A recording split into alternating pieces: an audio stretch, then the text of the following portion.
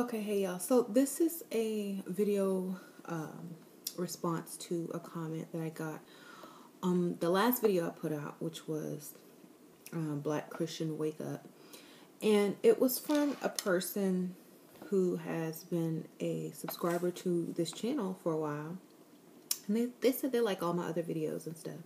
And I really appreciate that. Thank you for watching them. But you also have to remember that people do have another side, a spiritual side to them, and you might not always agree with it. And that's fine, because I don't agree with a lot of other people's choice of faith, but I don't really,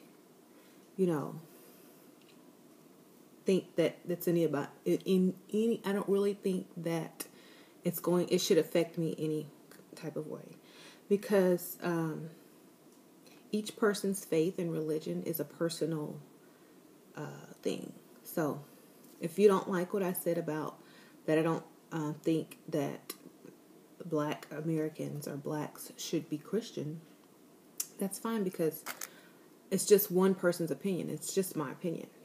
I really don't think that if I say that if you're a Black Christian, then you're not very smart, should affect any person who's, first of all, not a Black Christian. So, and always comes up, you hold grudges from the past, you need to move on, and da-da-da-da-da. And I don't hold any grudges from the past. I just say, hey, there was a mistake in the past that was done on purpose. There was a forcing of a religion on a people, and now it can be reversed if the forcing of the religion on the person also mentally enslaved their minds.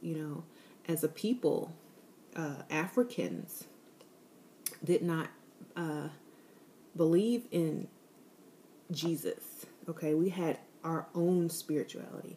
And what I'm saying is, we should go back to that, since it was forced.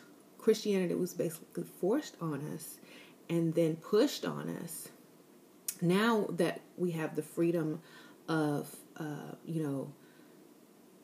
choosing which religion that we want to be in, I think that we should go and take a look back at what our ancestors were doing and what, their spiritual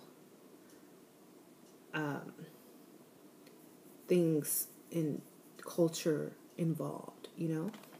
Why should we be robbed of our culture when it's still there to be explored, is what I'm saying. Okay, I don't care about Christianity. I don't care about people who will die for Jesus. I don't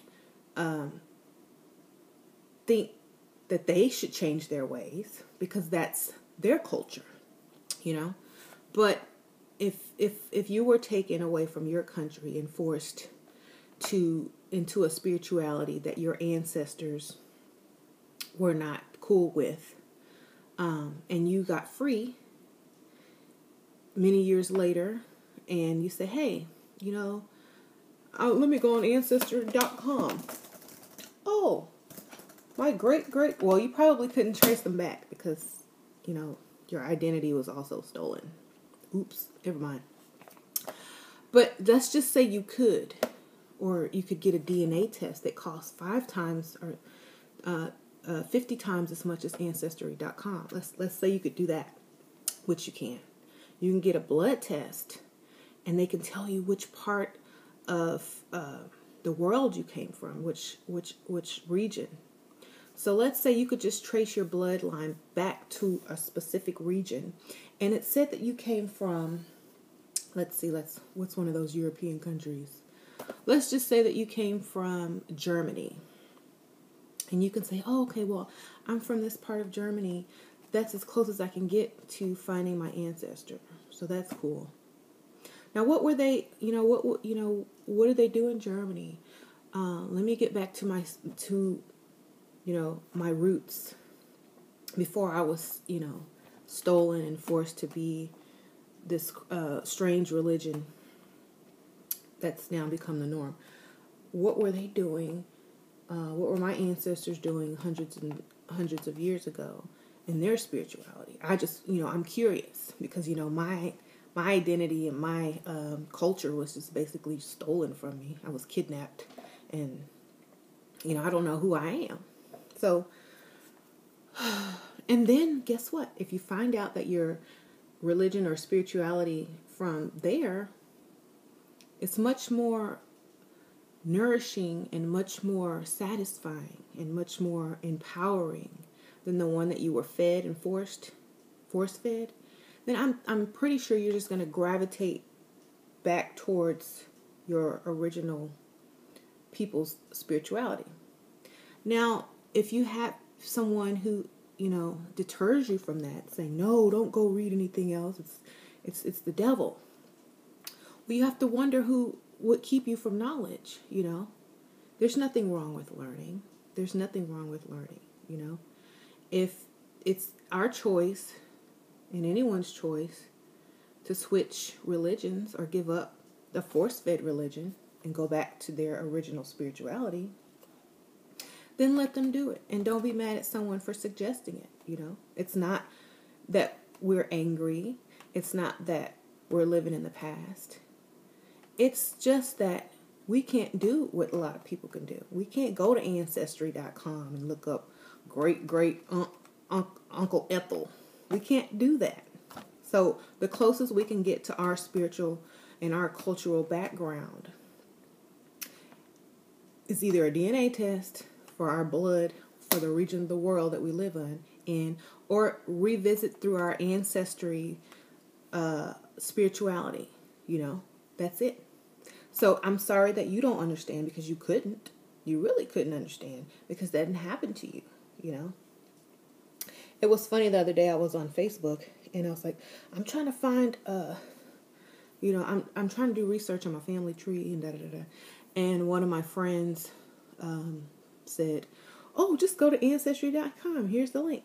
Little did they know I had already gone to Ancestry.com, and it stops during the slave era, because you can't trace your ancestors, because the records were poor.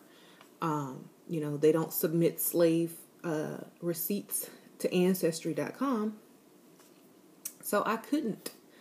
So this is why I'm saying, if you haven't seen the movie Roots, you should go watch the movie Roots. And this, I know most black people have seen Roots, but I'm saying this to the people who don't understand this video, the non-black people, or the black people that haven't seen Roots. I'm saying that if you watch Roots, and when the person or master was beating the guy, Kunta, because he wanted to keep his African name, but the master wanted to rename him Toby. And Kunta would not accept this name. And every time the slave master would say, what's your name? What's your name? He would say Kunta, and he would get beat and beat and beat and beat. This was symbolic of, giving up your culture, your spirituality, your roots. So, yeah, it's not that I'm angry. It's just that I'm trying to go back and reverse the spell that was put on a group of people, and that wasn't fair. I'm a very forgiving person. I love everyone. My stepfather is white. My best friend is white. My brother's wife is white. My nieces and nephews are half white. So I'm not racist against anyone. I'm biracial. Okay? So I'm not racist against anyone. I'm just saying, if your culture was jacked and stolen from you, what's the harm in going back to see what you missed, or see what you could be gaining?